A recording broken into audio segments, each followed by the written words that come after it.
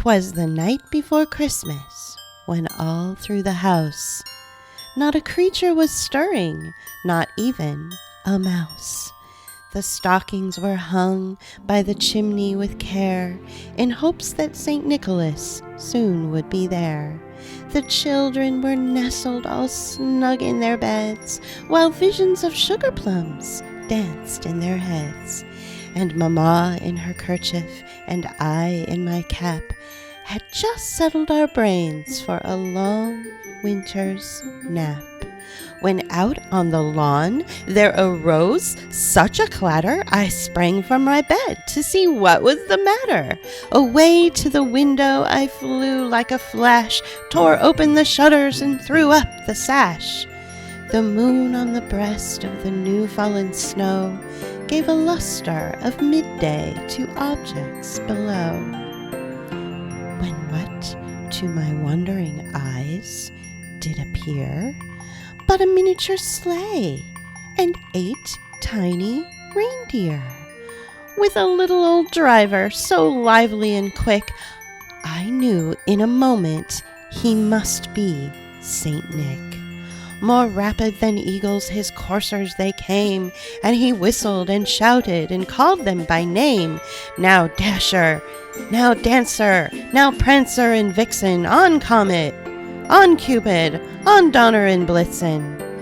To the top of the porch, to the top of the wall, now dash away, dash away, dash away all.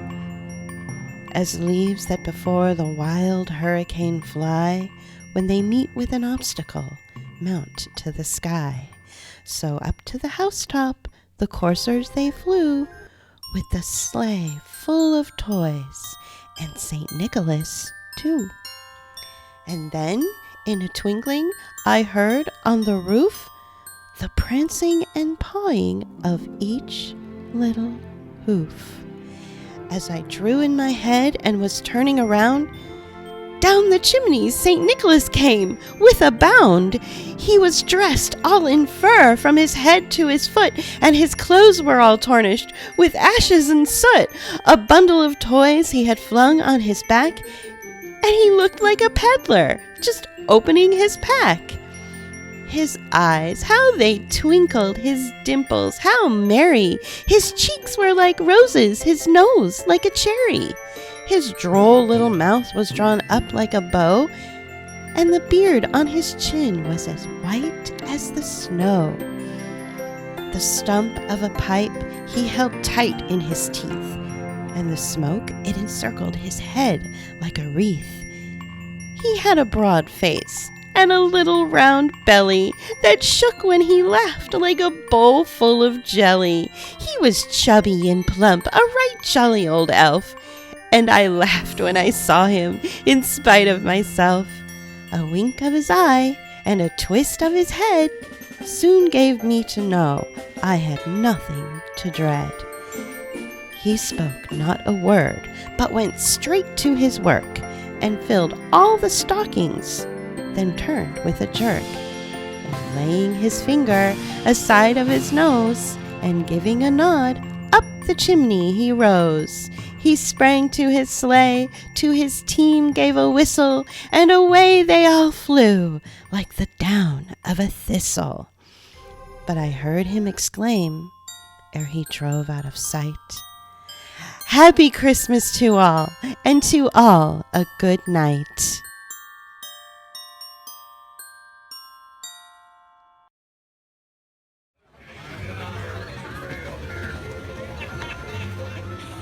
Although it may be hard to believe, the way we celebrate Christmas is a little less than 200 years old. In many people's minds, Christmas is as ancient as time itself, and the way we celebrate it is just as old. This is the furthest thing from the truth, and our holiday celebrations are really an invention of tradition. At the dawn of the first industrial revolution in the early part of the 19th century, the United States was undergoing a huge transformation. The Jeffersonian Revolution in 1800 changed the direction of democracy, its politics, and public policy. Northeastern cities were industrializing and urbanizing the rural areas just outside of previous city limits. And in 1822, the U.S. Constitution gave white non-property owning men the right to vote. The political and social changes that were taking place were bringing about a clash of traditions and a mixing of the classes that the upper classes were not happy about. In an attempt to change behavior and separate the American aristocracy, that 1% of the 19th century, from the rest of the plebeian public, three men, through 4 publications, created a new tradition designed to appear as an old one, which changed the way we have celebrated Christmas for the last 190 years. It's now 2020, and the United States, along with the rest of the world, is undergoing a gigantic transformation in our social interactions, our economy, and every part of our lives, including the way we celebrate holidays in general, but Christmas in particular. These changes are being done to us and intended to alter, if not kill, traditions of all kinds and social interactions everywhere.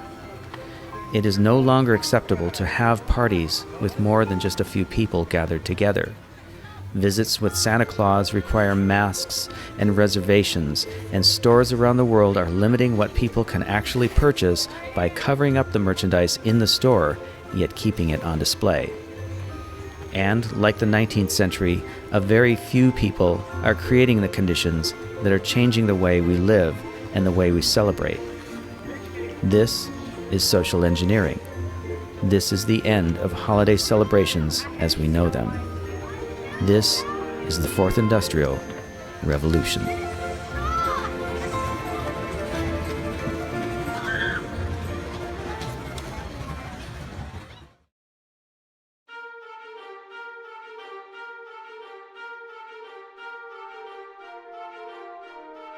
Before the introduction of Santa Claus, presents for children, or even the Christmas tree, the season of Christmas in America and Europe was a much different experience than it is today, but with some similarities.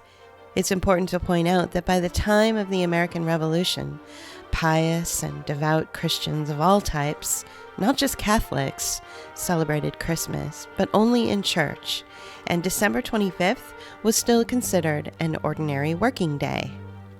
But for others, December was the end of the harvest, a time of leisure for farmers and farmhands before the deep freeze of winter and after the work was done. There was a time of bounty of harvest, of newly fermented beer or wine, and a time when fresh meat from freshly slaughtered animals was available and had to be consumed before it spoiled.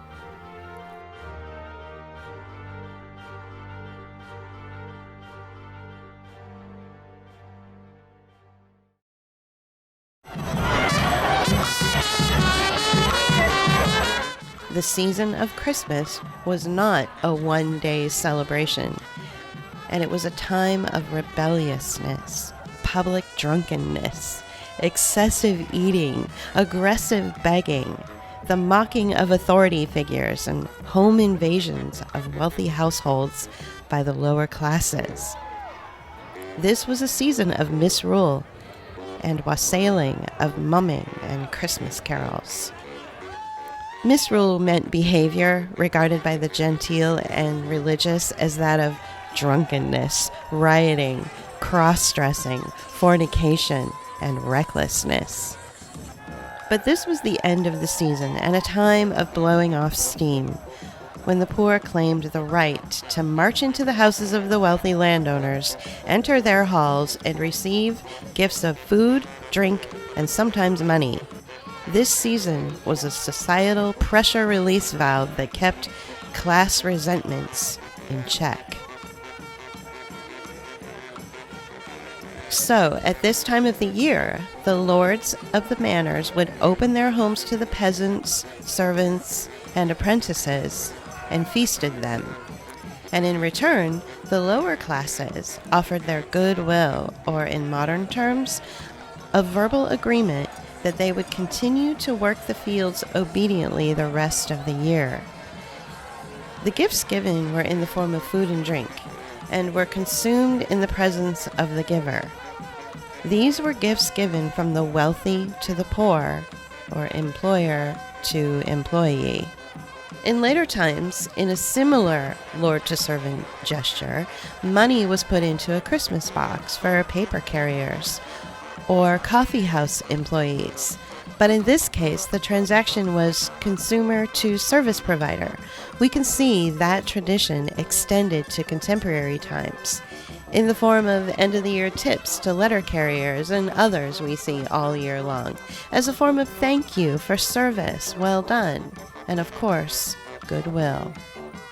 But by the early 19th century, the gentry, the aristocrats and upper classes, who in generations before tolerated misrule, were no longer willing to keep the lower classes in their place through this safety valve.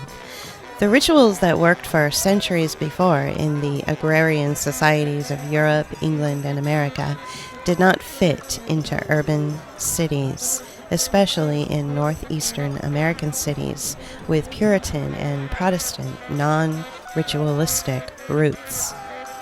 The old culture and customs of public misrule and role reversal at the end of the year were now at odds with the practicality of a new urban environment and genteel society. The social contract between lower and upper classes had come to an end. No longer was there an oath of goodwill in exchange for feasting at the end of the long agrarian season. Class, social and economic differences were forming at the dawn of the first industrial revolution. And it was this clash of classes and traditions in which the idea to create new holidays, practices, and traditions was formed. Traditions that conformed to this new urban industrial age.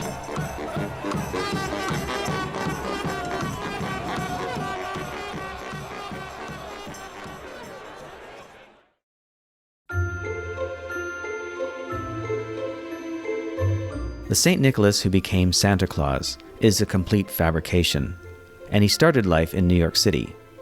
In fact, the origin of the way we celebrate Christmas today is rooted in New York City by a group of wealthy civic leaders who all knew each other through the New York Historical Society. Nicknamed the Knickerbockers, these were men who all belonged to a distinct social set, the old aristocracy of the city, and they picked up their name from a satirical allegorical book, Dietrich Knickerbocker's History of New York, by Washington Irving. Irving, along with John Pintard and Clement Clark Moore and others within their circle, were Federalists, politically conservative and reactionary, and considered democracy to be nothing more than mob rule. However, real mob rule was beginning to take place in the form of roaming gangs of young street thugs and members of the emerging urban proletariat. These bands of revelers were no longer staying within the confines of working-class neighborhoods, and they began to venture out across the city during the holiday period and into the city's wealthy neighborhoods, especially on New Year's Eve, making as much noise as possible in the form of what were known as Calathumpian bands. These groups and bands used drums, tin kettles, rattles, horns, whistles, and a variety of other instruments to wake the slumbering upper-class neighborhoods, in some cases remaining outside specific houses to deliberately disturb the wealthy occupants within. In the light of all these annual disruptions and the general political and social change that was taking place, the Knickerbockers were attempting to find a way to end what they thought of as immoral behavior and create new ways of public expression. But it wasn't as self-conscious as all that. Well, it was, but like all social change, the attempts made came in fits and starts, starting with the Knickerbockers' History of New York, various attempts at public holiday celebrations, and eventually culminating with the poem, A Visit from St. Nicholas.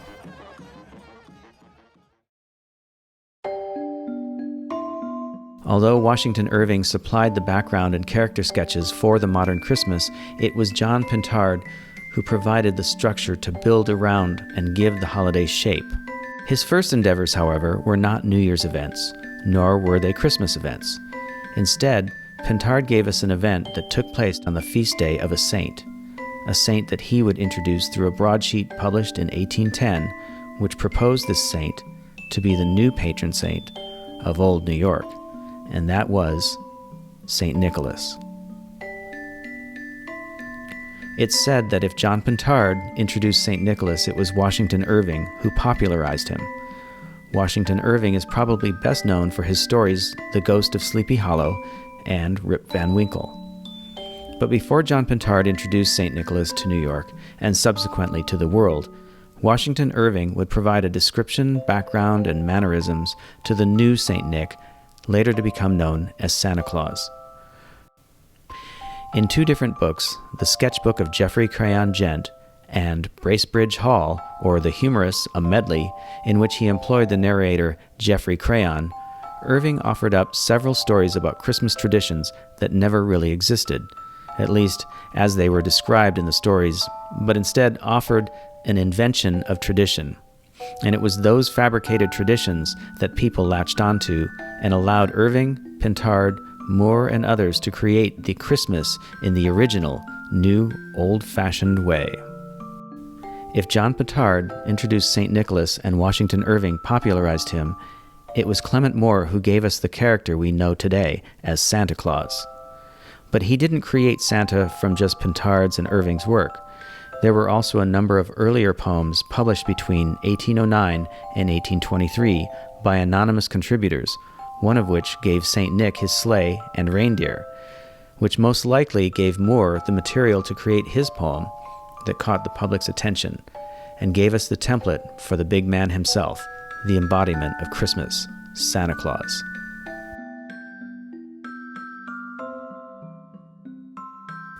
The character who first appeared in Clement Moore's 1823 poem, A Visit from St. Nicholas, you know the one, "'Twas the night before Christmas and all through the house," was the first embodiment of the character we now know as Santa Claus. This St. Nicholas is nothing like the historical St. Nicholas, who is the patron saint of Greece and Russia and is celebrated in the Netherlands. That St. Nicholas was a bishop who is thought of as the patron saint of children, brides, bootblacks, barrel makers, and a plethora of other tradespeople. But the Dutch St. Nicholas, who was celebrated on December 6th and now the 25th, is not the same character as the American Santa Claus. Although St. Nicholas may have been the inspiration for John Pintard and the Knickerbockers, who were looking to the old Dutch culture of New Amsterdam as a guide to influencing the contemporaneous culture of New York, there is no evidence that the Dutch St. Nicholas traveled with the Dutch settlers and traders of 17th century New Amsterdam only to reemerge later in the early 19th century New York. The Santa Claus, we know, was created self-consciously by a number of contributors, and it was that origin of this character that gives Santa Claus his ancient, folkloric authenticity. But it was Santa's activities, delivering presents to children around the world and wishing everyone a Merry Christmas, that gave him the sheen of newness and joy, which made him the perfect capitalist vessel and the perfect spokesman ever. One of the biggest changes that took place in society with the reinvention of Christmas was the reinvention of childhood. To be fair, society was naturally moving toward recognizing children as more than just small people or servants that were relatives. But those changes were coming slowly over time. And it took the reinvention of Christmas and its emphasis on family gatherings inside the home that kick-started the transformation. But it wasn't just children that were being transformed. It was the family unit as well. The domestication of Christmas was the cause and the effect of the domestication of childhood, which in turn recreated the family. Before the reinvention of Christmas, the family was merely a means of creating workers who would help keep the family operating and keep the family name going. But now the family was a unit that was about children and their happiness. Childhood was now a thing. It was now revered as a time for children to be children and a time to have fun, be happy, and learn how to be adults. And the instrument used to encourage these transformations of the family unit and childhood itself is as much a symbol of Christmas as Santa Claus himself. And that symbol is the Christmas tree.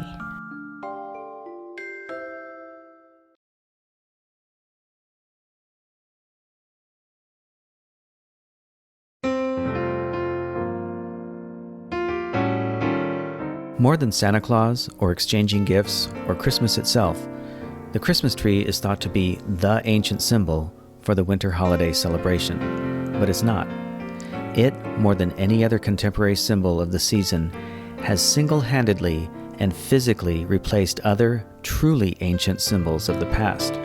The Yule log, wassailing, and caroling now only exist as concepts in people's minds, or they are watered-down customs that are not practiced in their original form. The Christmas tree is the reason we exchange gifts with one another. As we pointed out before, gifts were given in the past, but they were given from the Lord to the servant, from high to low. The Christmas tree was the medium for equal exchange from one to another, but also parent to child. And as we also pointed out before, not because the child is a servant, but because the child is a child. In reality, the Christmas tree is not ancient at all, and wasn't adopted into mainstream American culture until the 1830s. It came from Germany, but it didn't come from German immigrants, and wasn't adopted into mainstream German culture until around the same time. Like St. Nicholas, the Christmas tree was introduced as if it was an ancient and authentic folk tradition. It originated in the last third of the 18th century and was a local custom in Strasbourg, Germany. And the spread of the tradition throughout Germany can be attributed to the author Goethe. At that time, the tree had wax candles attached to it. They were lit for a short time and only revealed at a specific moment on Christmas Eve. Gifts were tied to the branches of the tree, and the whole spectacle was hidden from the children of the house until that special time when the children were brought into the room to take in that special, magical moment. An American visiting Germany wrote letters to his father, a Unitarian minister, about the Christmas tree ritual with its focus on children and the family. The tree, with its magical reveal, fit an agenda of promoting the new concept of family and was at the crux of differences in child-rearing at that time. Like the story with St. Nick and the Knickerbockers, the Christmas tree was related to an agenda and an effort to change society through the way children were raised and how they were taught. New methods of education were being developed by members of the Unitarian Church in Boston, and we can thank the Unitarians for the widespread adoption of the Christmas tree, which coincided with the new Christmas rituals that developed in New York. Even though we can attribute the adoption of the Christmas tree through efforts and agendas of cultural reformers in the Unitarian Church, we can also see that their concepts of family and children took place simultaneously with what was happening in New York and other cities in the U.S. at the time. The Christmas tree fit in with the cult of Santa Claus, the new commercial opportunities that arose through gift-giving, and the transformation of children, childhood, and the family.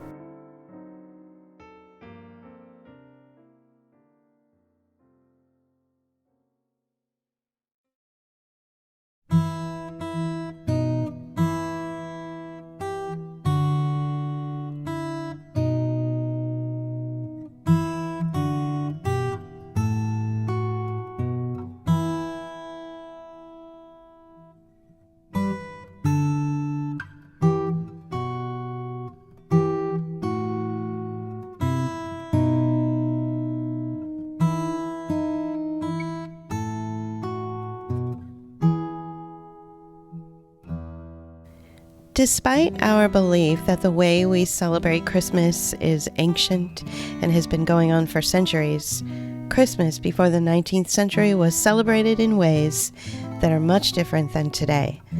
The change in how we celebrate was intentional in order to transform behavior from raucous roaming throughout the city, town, or countryside to a quiet family celebration by moving the celebration from out of doors to in. It's important to point out that the development of the Christmas holiday season that we celebrate today was not created overnight, but over a period of 10 to 20 years. John Pintard originally focused on December 6th, St. Nicholas Day, in order to promote the saint as a symbol and the patron saint of New York. But he changed his focus to January 1st, New Year's Day, and then ultimately to December 25th, Christmas Day. We also want to emphasize that throughout that time, the promoters of Christmas, St. Nicholas, and the Christmas tree were interested in changing social behavior by taking Christmas out of the street and putting it into the home, recreating childhood and redefining the family unit. Today, we are looking at a big push to change social behavior in our society, the kind of behavioral change that is larger than what resulted in the reinvention of Christmas. This change, however, is not coming from a few urban, paternal, antiquarian-minded rich men who want everyone to behave more like them. It's coming from the billionaire, technocratic, ruling class, and their reasons are far more sinister than what we are being told they are.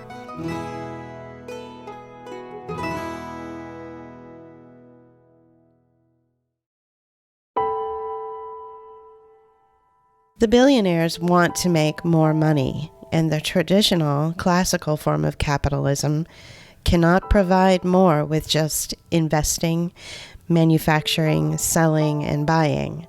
The cost of real estate and rent for spaces to sell products, the cost of labor, and the cost of infrastructure that people use to move around are eating into their profits. Malls, stores, offices, and places where people gather and socialize need to go away. People need to be pushed into smaller spaces and stay in their homes on their computer screens.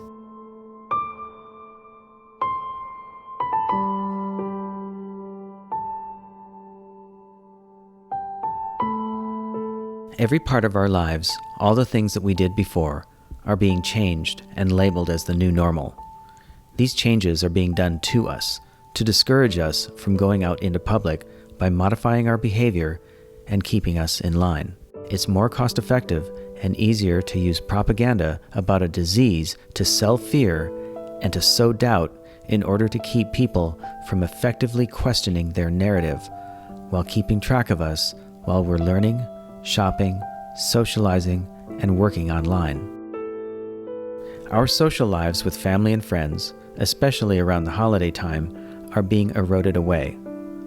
Where we once had crowds of people at public holiday events, we now have virtual tree lighting ceremonies online. The throngs of people shopping at malls and stores have been modified and limited to minimize the amount of people at one time in one place, or forced online through making our experience as uncomfortable as possible. We are being trained not to gather in crowds so that we do not revolt against the changes that are happening and the changes that will come. Christmas parades are now reversed, where the sights and sounds are stationary while we drive by, and visits with Santa for the kids in the now empty malls involve making an appointment and wearing a mask.